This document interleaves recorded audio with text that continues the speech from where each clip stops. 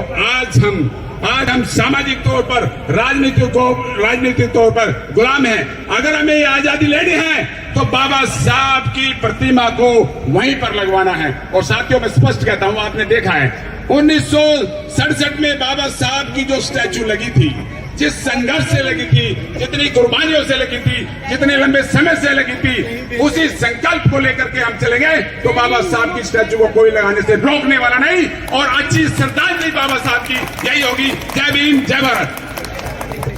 हमें हमारे बहुत ही वरिष्ठ और सम्मान योग्य डॉक्टर एस.एन. गौतम साहब, इनका पूरा जीवन समाज के लिए समर्पित रहा है, मैं उन्हें आमंत्रित कर रहा हूं, डॉक्टर एस.एन. गौतम साहब को। उनका इस संघर्ष समिति में दिन रात का योगदान है, जोरदार तालियां उनके लिए।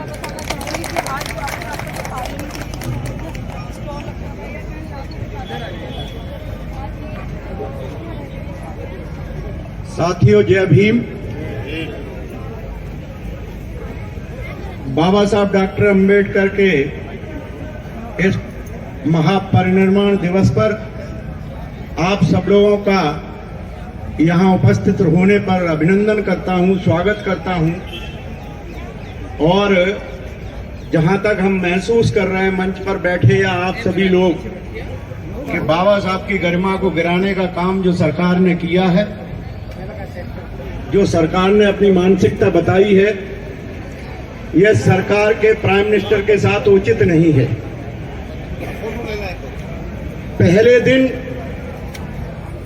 जब भारत के प्रधानमंत्री नरेंद्र मोदी ने संसद में प्रवेश करते हुए बाबा साहब डॉक्टर अंबेडकर के संविधान, भारत की पार्लियामेंट को सर्वोच्च मंदिर बताकर बाबा साहब का जो गौरव बढ़ाया था, आज नरेंद्र मोदी जी के सामने ये प्रश्न चिन्ह है।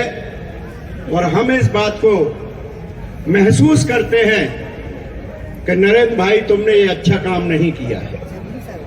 अगर तुम्हारे दिमाग में नहीं है, आप खुद जाकर के पुनः अवलोकन करिए, देखिए क्या आपकी गरिमा के साथ बाबा साहब डॉक्टर अंबेडकर को आपने सम्मान प्रॉपर दिया है या नहीं। आज की राष्ट्रपति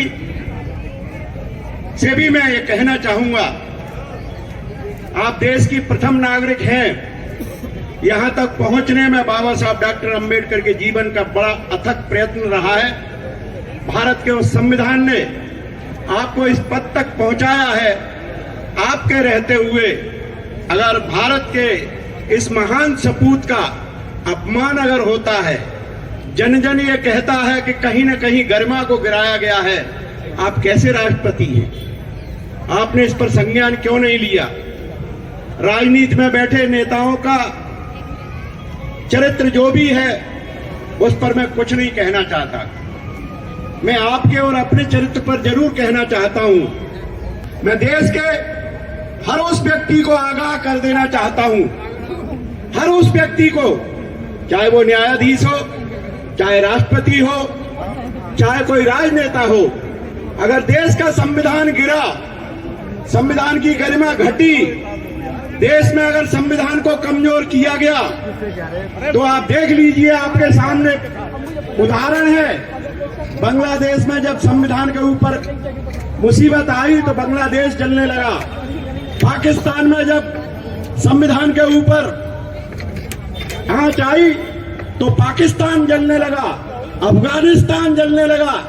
जिन जिन राष्ट्रों ने अपने संविधान की गरिमा को गिराया है, वो राष्ट्र अवनति की तरफ गए हैं। मैं देश के राष्ट्रपति से लेकर आम नागरिक तक ये कहना चाहता हूं, आज जो घृणा का माहौल फैलाया जा रहा है, इस आग की लपटों में कोई बचेगा नहीं। यह हमारी सबकी देश की आजादी के साथ ये सामूहिक जिम्मेदारी बनती है कि हम अपने देश को बचाएं। और देश तब बचेगा जब आम गरीब, जिसके लिए संविधान बनाया गया, यह संविधान टाटा बिरला के लिए नहीं बनाया गया था, यह संविधान सरमाएदारों और राजा महाराजाओं के लिए नहीं बनाया गया था, यह संविधान बनाया गया था देश के आम गरीबों के लिए, देश के किसानों मजदूरों के लिए। हम ये कहते हैं, इस देश को और संविधान को अगर बचाना है तो लोगों के अपमान और उनके सम्मान की अवहेलना नहीं होनी चाहिए।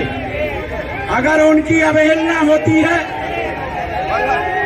उनके साथ अन्याय होता है, उनकी गरिमा को गिराया जाता है। जय जय जय जय जय भीम, जय भीम, जय जय जय जय जय भीम, जय भीम, जय जय जय जय जय भीम।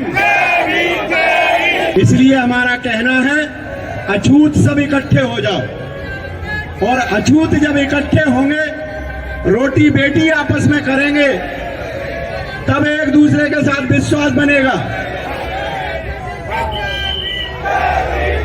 साथियों, मैं चाहता हूं कि अब इससे और ज्यादा न बात कहते हुए मैं देश की संसद को, मैं देश की न्यायपालिका को, मैं देश के आज देश के लिए दिशा निर्देश सुनिश्चित कर रही हैं, वो अपने चरित्र को संभाले। देश की न्यायपालिका को जातिवाद से अलग आना चाहिए, देश की न्यायपालिका को धर्मवाद से अलग आना चाहिए, देश की न्यायपालिका में परिवारवाद अलग होना चाहिए। खासकर कुछ समाज के परिवार के लोग जो आपस में अपने जस्टिस बनते हैं, वो कहीं ना कहीं गलत देश के लिए संदेश देते हैं, और न्यायपालिका की गलत न्यायों के कारण आज देश अविश्वास और घृणा के रास्ते पर चलने पर मजबूर हो रहा है।